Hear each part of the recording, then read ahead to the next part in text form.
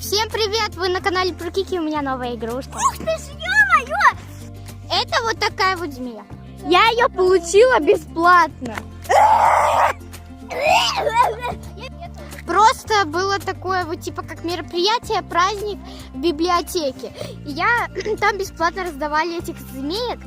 Какой-то мне китаец дал. И я сейчас расскажу историю про эту змейку. История такая. Вот эти игрушки раздавали только детям. И просто ко мне подошла тетя, у нее сын дома остался. И она очень хотела дать игрушку сыну. Меня эта тетя попросила, чтобы я пошла взять игрушку еще одну. Но так как тот дядька меня запомнил, который давал змейку, он меня просто запомнил, мне еле-еле дал эту змейку, потому что он говорил, типа, мне давали. Мне, короче, давали эту игрушку, вот.